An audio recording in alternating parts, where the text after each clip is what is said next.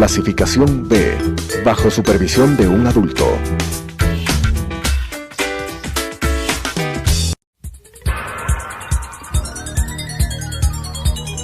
Las opiniones vertidas en este espacio por la producción y dirección del programa son de exclusiva responsabilidad de sus autores y de quienes intervienen en ellos.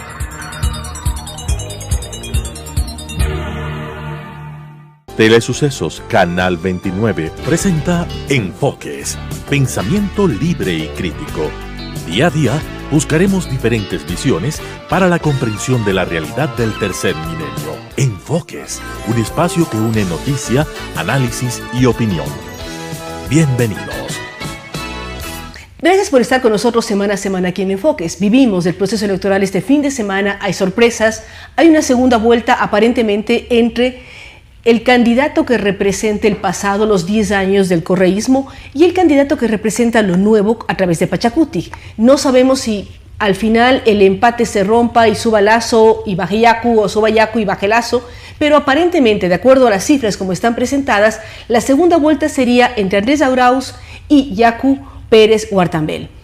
Como invitado tenemos el día de hoy a Rodrigo Gómez de la Torre. Recordamos que él es una persona dedicada a los gremios como la Cámara de Agricultura, pero también es un analista de lo que está pasando en el país.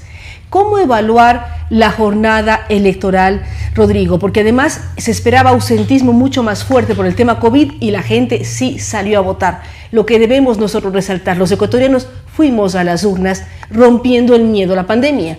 Hay un 18% de ausentismo que es menor que en otras elecciones, pero los resultados generan dudas, incertidumbre, no sabemos hacia dónde apuntar o hacia dónde mirar la segunda vuelta que se llevará a cabo el 11 de abril.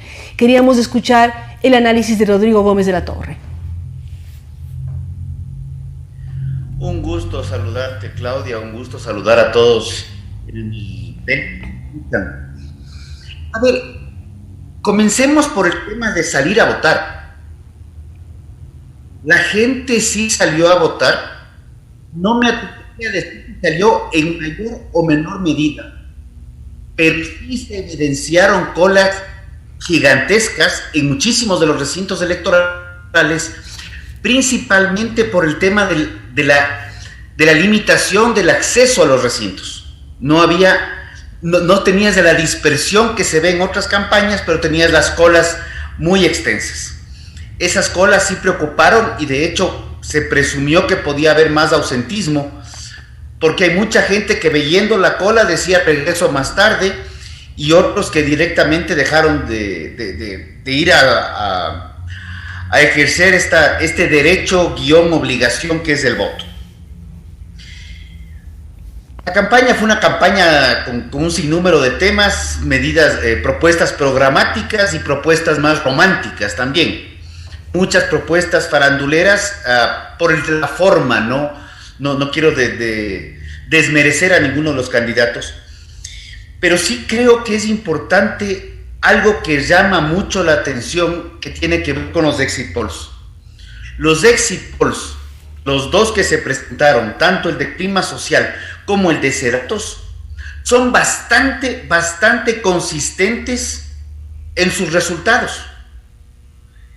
Y no tienen mucho que ver con el resultado del conteo rápido y menos aún ya del conteo real. Eso sí llama la atención porque evidencia que no solamente tenemos un voto oculto, digamos, en las encuestas, y el exit poll, sin dejar de ser una encuesta, es una encuesta ya luego de voto, pero donde también la gente aparentemente te diría algo muy distinto a lo que hizo minutos antes en la privacidad de la urna frente a la papeleta. Hay una serie de elementos. El uno es el hecho de que la gente sí fue a votar. Efectivamente, las largas colas eran impresionantes. Habría recintos electorales con colas de cuadras y de cuadras, tanto en la ciudad de Quito como en los otros cantones de las otras provincias. Es impresionante lo que vimos. En algunos recintos no, y el Consejo Electoral debería analizar por qué en el recinto de X parte, si tenía un número similar de votantes, no hubo cola y en el otro sí. Eso tienen que evaluar para la segunda vuelta para evitar también el tema de el contagio y recelos y otros elementos. Ahora, Ya con los resultados, se habla del exit poll, los dos fueron muy similares, tanto lo que presentó el señor Polibio Córdoba como lo que presentó el señor Pérez, es decir, pero no se acercaron a los resultados. O sea, cómo quedó la segunda vuelta no estaba en ninguno de los exit poll. ¿Cómo evalúa, Rodrigo, el comportamiento de los votantes? ¿Por qué razón hay una segunda vuelta o va a haber una segunda vuelta con dos candidatos que fuera de micrófonos Rodrigo Gómez de la Torre decía son de izquierda? Yo decía, no son de izquierda, el país no vota por tendencias ideológicas o políticas, vota por personas, y lo volvimos a ver este 7 de febrero. ¿Cómo analizar este comportamiento electoral en donde votan por determinadas circunstancias o determinadas propuestas de campaña o por determinados personajes, pero no se puede hablar de una tendencia de izquierda o de derecha?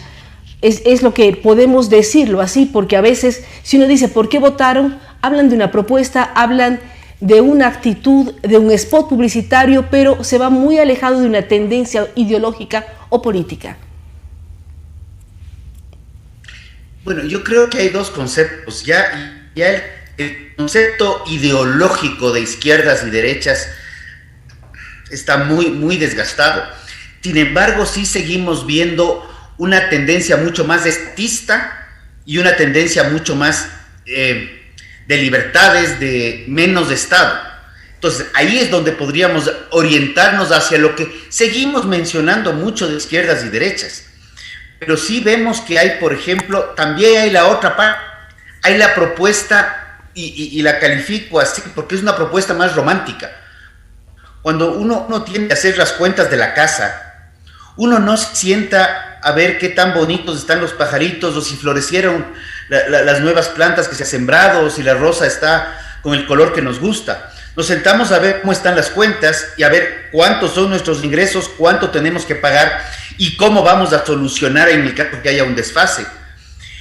La misma situación pasa en el Estado en términos mucho más grandes. Entonces, claro, hablamos del agua, hablamos del ambiente, es algo que conecta mucho con la juventud. Y juventud, hablemos de hasta unos 35 años más o menos. Pero esa parte de la campaña no nos dice cómo vamos a solucionar un problema que tal vez algunos que ya pasamos los 35 años estamos preocupados porque vemos una situación de una deuda muy grande en el Estado, que si bien ha mejorado las condiciones de las deudas que teníamos del gobierno pasado, pero hay una deuda que pagar, y ese pago no va a salir de las flores, o no va a salir de las gotitas de agua. Y creo que la propuesta de Arauz, por el otro lado, es una propuesta de seguir con un Estado paternalista que nos regala de todo un poco, pero esa plata para que el Estado nos regale también tiene que salir de alguna parte, y esa parte naturalmente son, de acuerdo a lo que dicta la Constitución, el gasto corriente sale del ingreso corriente, y el ingreso corriente son impuestos. Entonces, directa o indirectamente, para que todas estos obsequios, estas dádivas, estas maravillas que nos ofrecen, aunque sean bonos únicos de emergencia, tienen que salir de impuestos. Y ahí es donde nos ponemos a ver, en una situación económica tan compleja, cómo le apretamos más, tanto a empresas como a ciudadanos, en impuestos, cuando ya prácticamente no hay de dónde sacar. Ha sido un año 2020 muy complejo, y ya el 19 venía ya con problemas serios. Hay un problema económico muy fuerte, y Rodrigo Gómez tiene toda la razón al decir, por una parte, hay una campaña que te ofrece dádivas que saldrán del gasto público y saldrán del gasto corriente, que son los impuestos que recibe el gobierno. O hay la preocupación también de que se genere un dinero electrónico que acabe en la desdolarización del Ecuador, que también sería gravísimo para el país. O sea, no sabemos de dónde van a dar $1.000 a 1 millón de familias, eso es clarísimo. Tendrán que decirnos, aclararnos y mostrar de dónde deben venir esos recursos y cómo en la primera semana de gobierno ofrecen entregarlos. Por el otro lado, también el tema romántico de las rosas, del agua, los pájaros y el saxofón es un tema polémico. ¿Cómo lograr acercarse, cómo lograr avisorar un gobierno, además, con una asamblea en donde va a haber grandes bloques que van a generar una asamblea menos atomizada como a veces hemos visto, sino con bloques fuertes. Tenemos el bloque de la lista 1 o del grupo de Arauz Correa, tenemos el grupo fuerte de Pachacuti, pero también hay una izquierda democrática muy fuerte, seguidas por la división de Creo y Partido Social Cristiano. Pero hay una estructura más fuerte que otras veces. ¿Cómo además gobernar con esta asamblea? No sabemos quién gane la presidencia, pero cómo lograr en el país equilibrios, que ciertas cosas positivas como las negociaciones de deuda externa se mantengan, pero también existe equilibrio fiscal. Rodrigo decía el estatismo o la capacidad del gobierno de dar cosas frente al mundo privado, cómo lograr equilibrios que permitan que el país funcione y que todos los sectores, sobre todo privados, sigan avanzando, porque son los que dan los empleos, son los que generan las divisas, son los que venden las flores o venden la leche o generan los alimentos que el país necesita y requiere cada vez con mayor fuerza.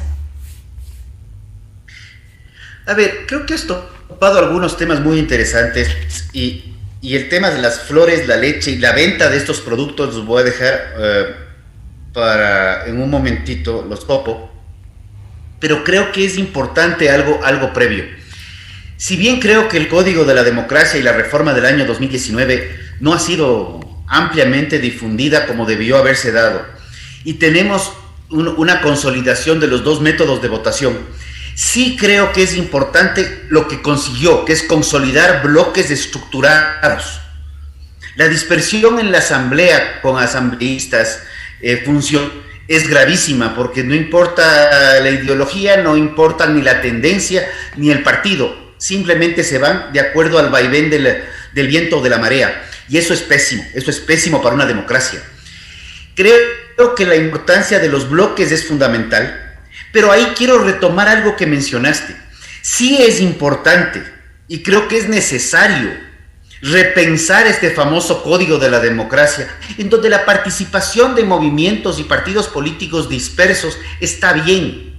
Pero sí creo que es importante, si ya vamos a tener un sistema de votación de bloque, deberíamos también tener un sistema de partidos mucho más de principios y fundamentos ideológicos, y dejar de tener partidos o movimientos completamente funcionales para cubrir necesidades o requisitos de una elección y no de una propuesta programática de país. Aquí te interrumpo, Rodrigo. ¿Qué hacer con los partidos que no alcanzaron el 1% de elección presidencial? Porque 16 candidatos fue una papeleta gigantesca, pero sobre todo hay partidos que están en el 0.20, en el 0.40, en el 0.50. ¿Qué hacer en un Código de Democracia con partidos, movimientos y figuras que además sacar un costo-beneficio? ¿Cuánto invirtió el país en las papeletas, en la campaña electoral de movimientos que no llegaron ni al 1%? ¿Cómo lograr garantizar una democracia participativa, pero que no exista esta atomización que no nos lleva a ningún lado?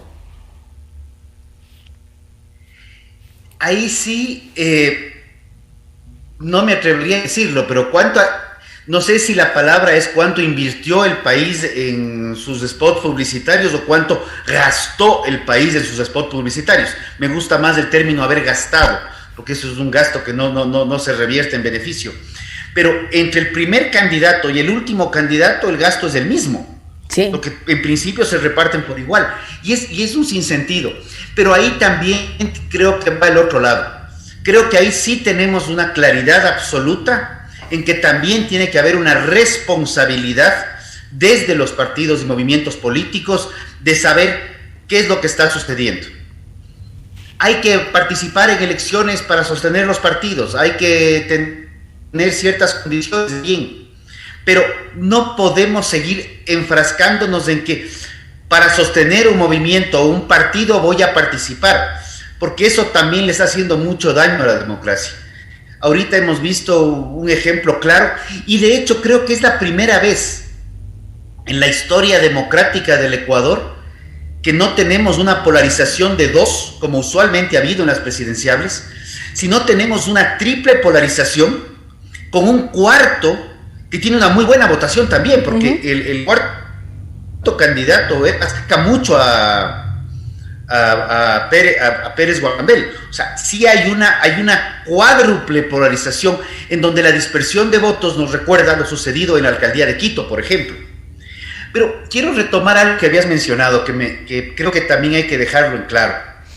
Hay que ser prácticos y pragmáticos.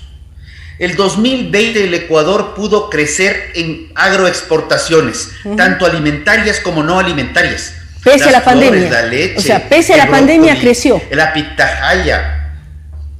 Este es un tema que hay que reforzarlo y ese refuerzo es pragmático. No podemos negar los acuerdos comerciales porque eso es lo que al final del día le da ingresos al país, le da ingresos al sector privado y de esos ingresos y de esas ventas pues se genera la producción, se genera la mano de obra, se genera el empleo, se generan encadenamientos productivos.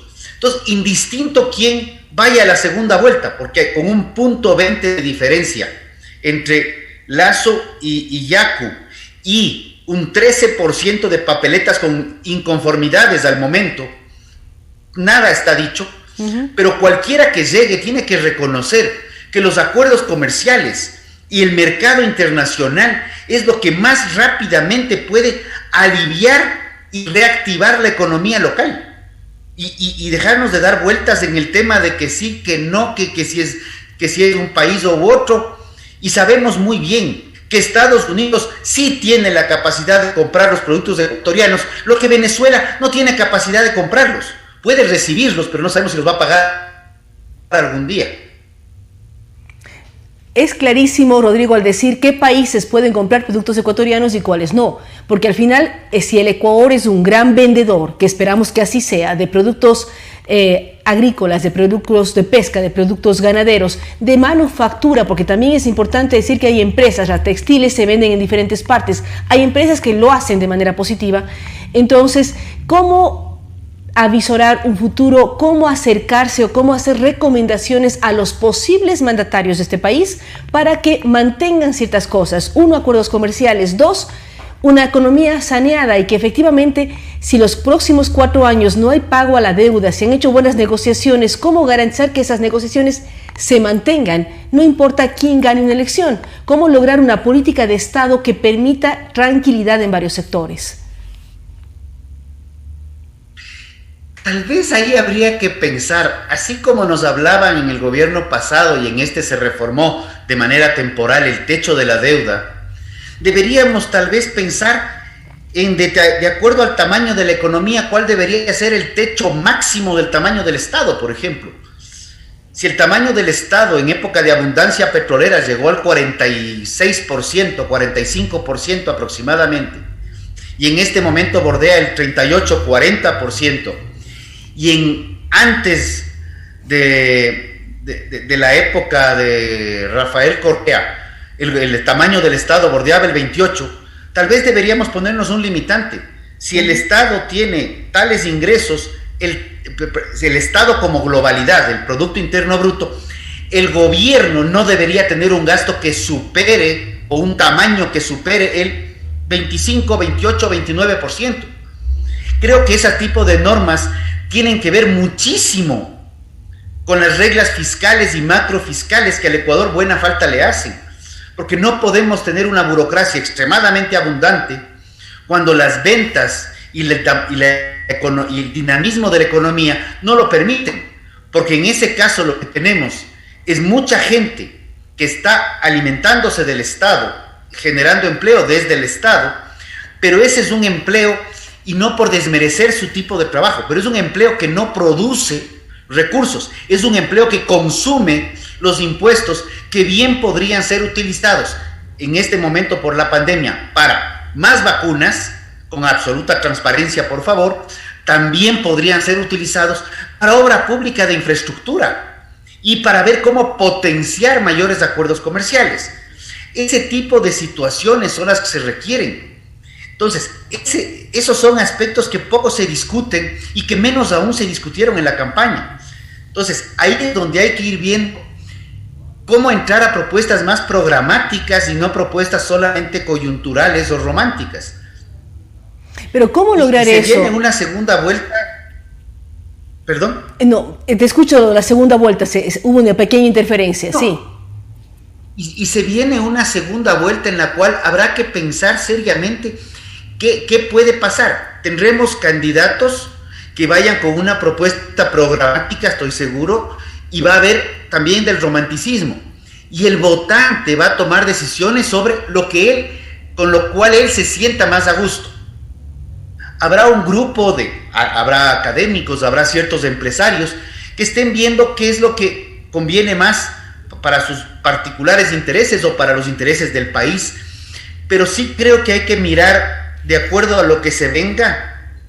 Yo no creo que debemos pensar solamente en cómo salir el 2021, sino cómo salir al 2030 al menos. Porque las visiones cortoplacistas que hemos vivido los últimos 10, 12, 14 años nos han llevado a que cada vez el largo plazo lo vemos en menor tiempo. El largo plazo es a 20 años, a 30 años, y ahora nosotros vemos un largo plazo que muchas veces no llega al periodo de gobierno. El gobierno que asuma el 24 de mayo es un gobierno que la va a tener muy dura en términos económicos. Tiene una deuda muy grande, tiene una situación de empleo gravísima, tiene una situación productiva muy seria, y mientras no se definan cuáles van a ser las políticas reales de la parte internacional, que es la que nos ha estado fondeando, no creo que lleguen más recursos. Esos recursos serán fundamentales para comprar más vacunas.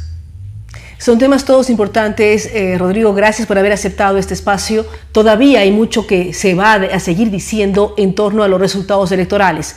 Como bien señala Rodrigo Gómez de la Torre, hay papeletas de un 13% de inconsistencia, hay a ratos un punto, medio punto, 20 décimas o sea, todavía no sabemos cómo va a ser la segunda vuelta, pero lo importante es esto: trabajar en un país de largo plazo, mantener cosas que están bien, aunque el gobierno anterior no nos caiga tan bien, y tener proyecciones, pensar un gobierno en lo que Rodrigo Gómez de la Torre es muy claro al decir cuánta gente más van a contratar o cuánta gente más van a tener o menos van a tener. Generar normas claras, porque no es el papá Estado, sino es un Estado que debe funcionar para todos los ecuatorianos, quien está en el sector privado, quien está en el sector público, y buscar dar respuesta a esos sectores de manera lógica, rápida, eficiente, proyectándonos como país de aquí al menos 10 o 20 años más allá. Podemos pensar en educación, podemos pensar en temas económicos, en temas de recursos naturales. ¿Qué va a pasar con la minería en el Ecuador? Son varios interrogantes que en este momento tenemos. ¿Qué va a pasar con el tema de hidrocarburos, el agua, la tierra, el suelo, las relaciones internacionales? Pensar en proyecciones de largo plazo y revisar qué estuvo bien antes en estos últimos 4 años y cómo proyectarnos. Es importantísimo analizarlo, evaluarlo y ver también cómo va a funcionar una Asamblea Nacional, que el poder legislativo, nos guste o no nos guste, es el principal poder del Estado, porque quien norma, quien regula, quien garantiza una serie de elementos. Así es que vamos a estar pendientes. Gracias nuevamente a Rodrigo Gómez de la Torre y a usted que nos acompañaron el día de hoy, pendientes de los resultados, pero también pendientes de a qué país o qué futuro queremos tener como Ecuador. Gracias por habernos acompañado aquí en Enfoques. Nos vemos en una semana más. Las opiniones vertidas en este espacio por la producción y dirección del programa son de exclusiva responsabilidad de sus autores y de quienes intervienen en ellos.